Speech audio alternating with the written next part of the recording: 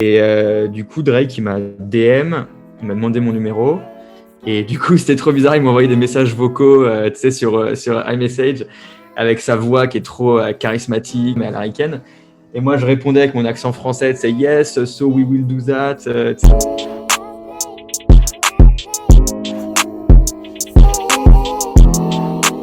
Moi, je suis Quentin de Ronzier, j'ai 30 ans et je suis réalisateur et artiste visuel.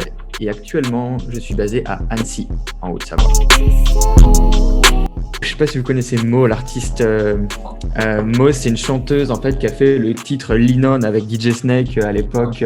C'est pas vraiment un vrai projet officiel, mais en fait je lui avais fait une cover en mode pour le kiff parce que j'adorais son titre. Et en fait elle l'avait kiffé, elle l'avait reposté, elle l'avait réutilisé, tu vois.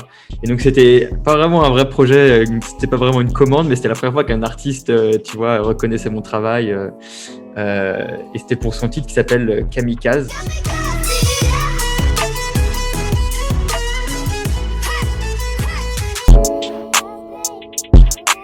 Mais en fait, le style, pour moi, c'est un petit peu une agglomération de plein d'inspirations que j'ai eues au cours de ma vie, au cours de mon parcours en tant que créatif. Je dirais que je me suis un petit peu...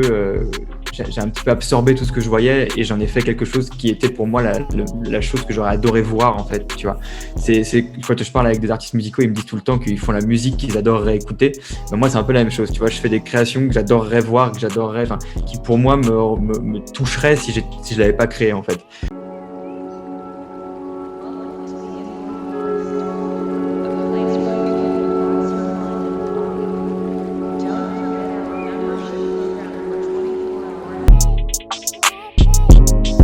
Fabrique beaucoup de choses en 3D.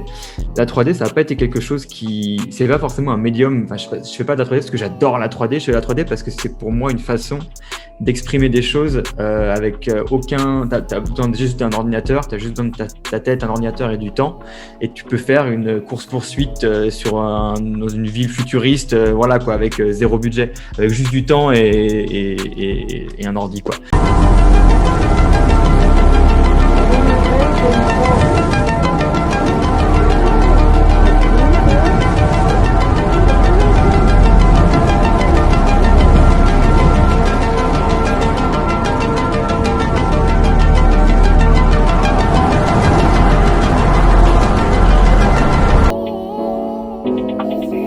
En fait, Petit Biscuit, à la base, c'était une compétition. J'ai proposé une cover et Petit Biscuit a bien aimé. Donc, du coup, on a commencé une relation. Puis derrière, on a fait l'album, on a fait la tournée et tout ça.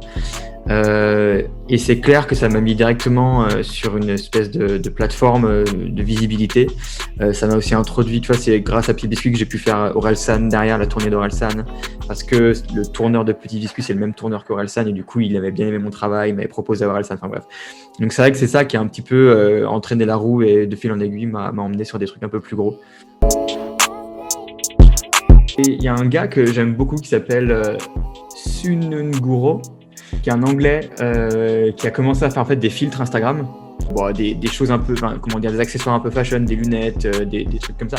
Et le gars, en fait, qui s'est fait repérer par Virgil Abloh, le DA, un des DA de Louis Vuitton et le créateur de la marque Off-White, qui l'a commissionné pour faire des filtres avec des lunettes Louis Vuitton, qui l'a commissionné à faire des filtres aussi pour un défilé à Tokyo. Enfin, le mec, il a trop pété et je trouve qu'il a une esthétique hyper futuriste, hyper moderne. Le lit est sur fond vert. Le lit est posé sur fond vert et après, on a tout fabriqué autour en CGI, quoi, en 3D. Donc maintenant, il y a juste le lit et Orelsan et la fille qui sont en normal et le reste, on a fabriqué. C'était un projet qui était très, très dense et très compliqué parce qu'il y avait de l'animation, il y avait de la 3D, il y avait du live, enfin, du shoot réel. Et le script était écrit par un mangaka japonais qui était complètement foncé. Et ça a été un long process, mais écoute, ouais, le clip, on en est content. Et puis ouais, c'est un clip assez artistique, effectivement. C'est une question que je reçois, je pense, 90% du temps sur Instagram. Quel logiciel utilises-tu et tout ça. Et ben, alors moi, je travaille sur un pipeline Cinema 4D et je fais mes rendus avec Octane Render.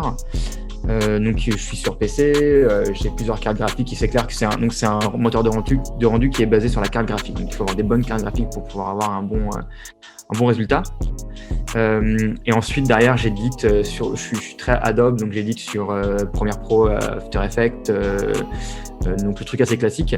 Ça c'est pour les projets que je gère moi ou les tests que je fais moi. Ensuite quand on a une plus grosse team, souvent on repasse sur un pipe plus classique, Maya, après pour le compositing on fait du Nuke, on fait du Flame aussi derrière, mais ça c'est des choses quand j'ai une équipe avec des mecs avec qui je travaille qui sont là-dessus, parce que moi je connais pas ce logiciel. Drake, je lui avais fait de la vidéo du 2C Slide en mode kiff. Sur un week-end, j'avais fait la petite vidéo parce que je trouve ça marrant de faire le 2C Slide challenge en 3D dans un endroit un peu fou. Et du coup, Drake, il m'a DM, il m'a demandé mon numéro. Et après, il m'a chatté par texto pour me dire qu'il avait besoin d'un trailer pour sa mixtape. Et du coup, c'était trop bizarre. Il m'a envoyé des messages vocaux sur iMessage. Et avec sa voix qui est trop charismatique et qui est trop, tu vois, à l'américaine, les Canadiens, mais à l'américaine. Et moi, je répondais avec mon accent français, c'est yes, so we will do that. Tu sais, genre, c'était un petit peu, c'était marrant, mais bon, il était super cool. C'est un des artistes qui était le plus impliqué dans l'artistique avec lequel j'ai jamais bossé. C'était hallucinant, alors que c'est un mec qui est énorme.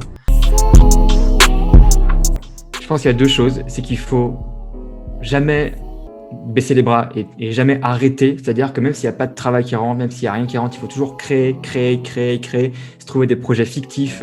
Je sais pas, créer une petite marque et du coup faire les photos de cette marque, par exemple, mais tout le temps, être proactif et créer, même s'il n'y a pas forcément d'opportunité.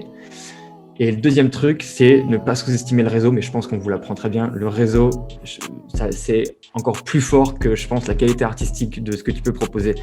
J'ai vu des mecs qui n'étaient pas forcément très forts, mais qui avaient un réseau de fous, et du coup, ils étaient sur des projets de malades. Et du coup, je pense que c'est vraiment se créer un réseau, de rencontrer des gens, de se tisser une toile de collaborateurs, de clients et tout ça. C'est très difficile. Moi, j'étais quelqu'un qui était très introverti. Et c'était quelque chose qui était, faire des calls, envoyer des emails à des gens, faire des zooms, des machins. J'avais vraiment du mal et il faut vraiment se faire violence parce que malheureusement, c'est vraiment le nerf de la guerre, je dirais.